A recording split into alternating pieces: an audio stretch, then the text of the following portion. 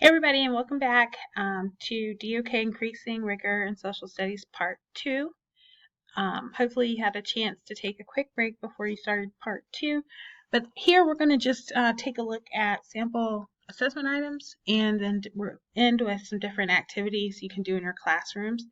So what I'm going to ask you to do is just to kind of read over the sample assessment item that's shown on your piece of paper that you have. Determine the level of DOK for each question. So you may want to use your DOK descriptors sheet here or your cognitive rigor matrix, whichever one helps you. There's also a DOK STEM question sheet. It's not as detailed, but that might help you as well in determining what level of DOK these questions fall under. So let's take a look at what we've got. But before we do that, just as a reminder, your DOK is looking at how deeply you have to understand the content to successfully interact with it.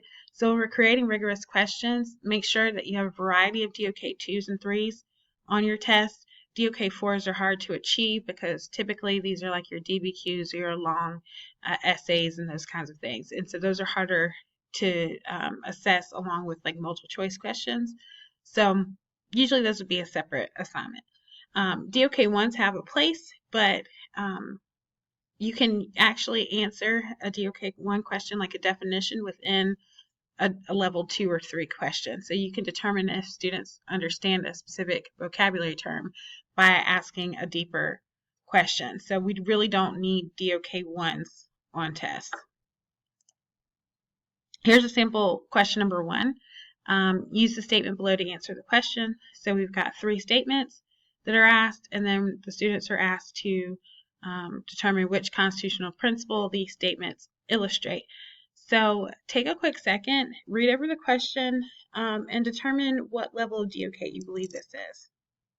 So pause here and look at your resources that we mentioned earlier, your question stems, your descriptors, your DOK, cognitive rigor matrix. Okay, so hopefully you chose a DOK level 2. In this answer, it's asking you to explain, you're asked to actually describe checks and balances, and they're also having to interpret facts. So we want to make sure here that we understand we're having to compare several different options and then comparing them to the different terms that we have below. So this will be a good way to determine what is checks and balances by asking a deeper level question. All right, sample question 2. Propose solutions for the 2009 economic crisis. Predict outcomes for each solution. So this would be maybe a short answer type question that you would have on a test, but you're asking students to come up with the solutions themselves. So would this be a level 1, a level 2, 3, or 4? And then take a second to answer that question and pause if you need to. Okay, so hopefully you looked at this as an opportunity to pause or to actually provide your students with a problem and then ask them to come up with several different solutions. And then that way they would be able to present this in any way that they saw fit to answer this question. So here we're going to have you simply determine what solutions would be available. They'll also have to justify the solution. So this would be a DOK level 4 question.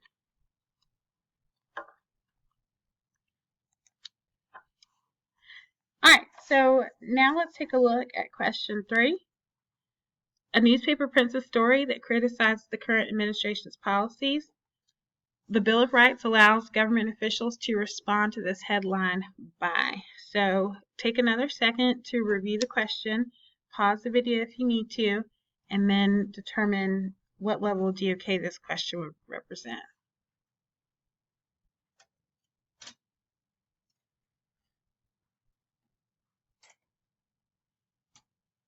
Okay, so this question would require, it comes from the Delaware Department of Education, and it requires students to apply concepts of Bill of Rights to a given situation represented by the newspaper headline to determine the correct answer. So this would actually be a DOK level 2 question. Again, we're applying the concepts of the Bill of Rights to a headline title. So that would be a level 2 question. So again, if you have any questions, and I apologize for the grammar error with a capital P there, but we'll move on. All right, and sample question 4. Investigate the causes for and reactions of the Great Depression. Compare the Great Depression causes and reactions to the Great Recession of 2009, and identify the differences and explain why those strategies may or may not work. So take a second and determine what level DOK this question would be. All right, so this question is similar to question 2. Question 2 was more open-ended. This one is asking students to investigate the causes and reactions, compare the Great Depression causes to those of the Great Recession of 2009, and identify the differences and explain why those strategies may or may not work. So here, we're going to say that this is going to be a DOK level 3 question, even though the question looks more detailed than our DOK level 4 question. Here we're really just kind of asking our students to compare the two and then provide evidence from that work.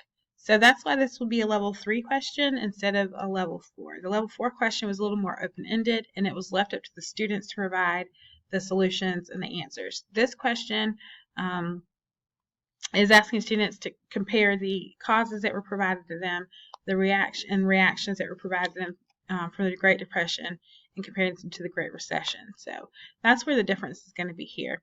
Remember, if you have any questions or comments about this, please feel free to include these in an email for further understanding. All right, so now we're going to take a look at some classroom activities. And here, I've just kind of placed this chart here for you all to take a look at. It's similar to what you'll see in your DOK descriptor sheet. But these are some different activities that students can do at each level of DOK. So for recall and reconstruction, look at these items as things you can use to scaffold students in your classroom to get to a higher level of DOK. So we might want to make a timeline of events so that students can begin to understand continuation, continuation over time and how events intersect. We might ask them to make a chart or some sort of graphic organizer to gather their thoughts, outline points, label maps, just for frame of reference. So those are kind of your scaffolding activities. They shouldn't be the only activity in class. A DOK 2, again, your skill and concept. So we might write a blog, make a topographic map. So now we're doing a little more with the information, write an explanation about a topic, identify or summarize major events from an article, compare and contrast people, places, things, and concepts.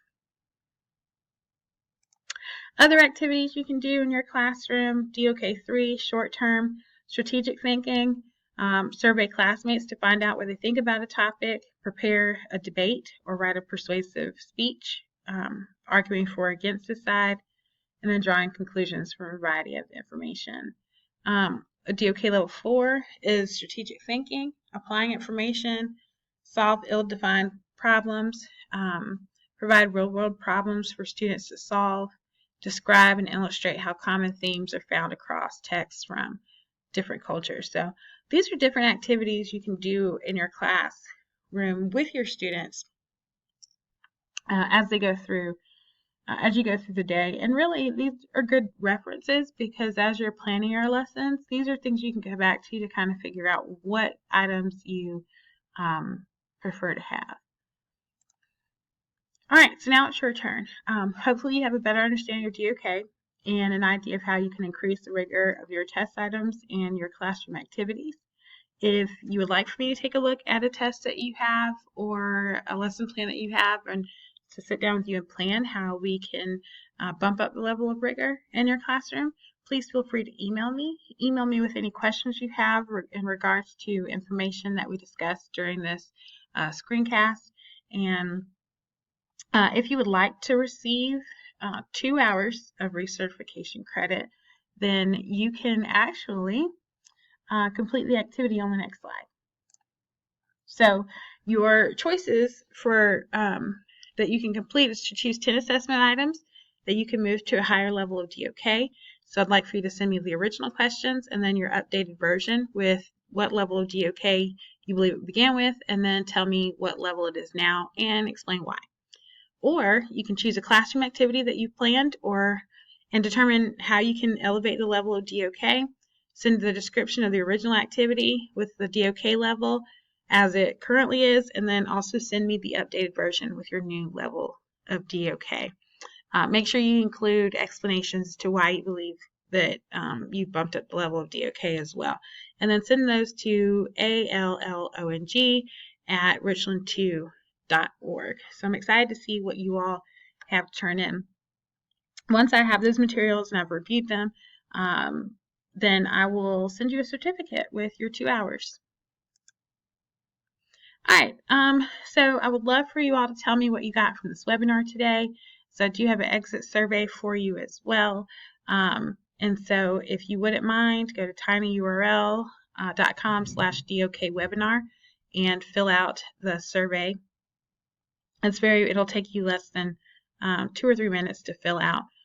Tell me what you thought about today. What can I improve? What can I do better?